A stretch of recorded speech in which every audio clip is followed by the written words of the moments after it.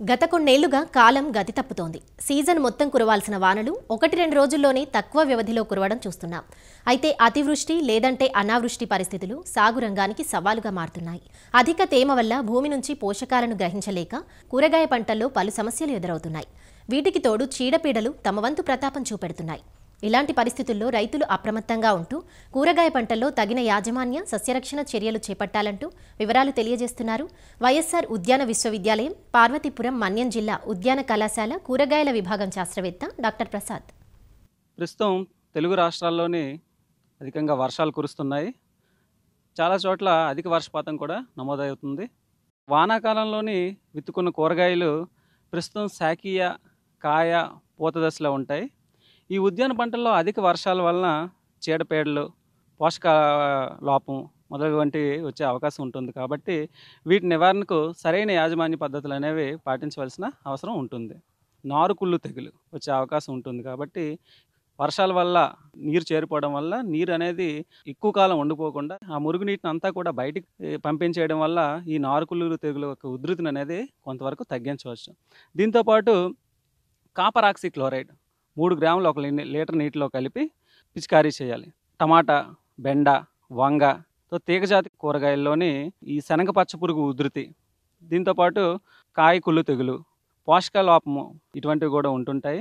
So వీటి కొరకు ముఖ్యంగా శనగ పచ్చ పురుగు నివారణ కొరకు ఇమామాక్టిన్ బెంజోయేట్ 1 లీటర్ నీటికి 0.4 గ్రాములు నీటిలో కలిపి పిచికారీ చేయాలి. దీంతోపాటు అధిక వర్షాలకి టమాటా మొక్కలు వంగిపోయి నేలకు తాకడం వల్ల ఆకులు, టమాటా పండ్లు కూడాను ఎఫెక్ట్ అయ్యే ఛాన్స్ ఉంటుంది. కాబట్టి నీటిని అంతా కూడా బయటికి పంపించేసి రిడోమిల్ ఎంజెడ్ 2.5 గ్రామ్స్ 1 లీటర్ నీటిలో కలిపి పిచికారీ చేయాలి. లేదంటే కార్బండిజం మరియు మ్యాన్కోజాబ్ కలిసిన మిశ్రమాన్ని పిచికారీ చేయడం వల్ల మనకి కాయకుళ్ళు తెగులు వీటిని కూడా నివారించే అవకాశం అనేది ఉంటుంది.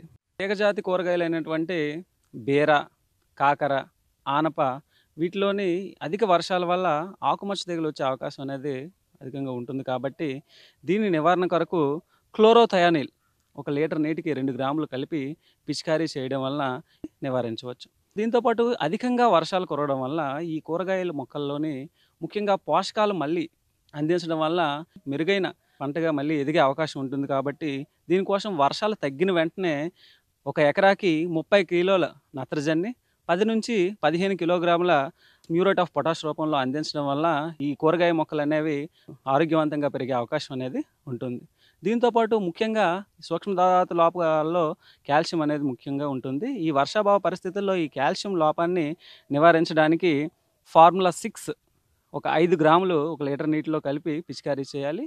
లేదా కాల్షియం నైట్రేట్ 1 లీటర్ నీటికి 5 గ్రాములు కలిపి పిచికారీ చేయడం వల్ల సూక్ష్మధాతు లోప నివారణని చేయవచ్చు. ముఖ్యంగా రైతులు సమగ్ర పోషక యాజమాన్యంతో పాటు సమగ్ర సస్య యాజమాన్యం కూడా పాటించడం వల్ల అధిక దిగుబడులు పొందుతారని ఆశిస్తున్నాం.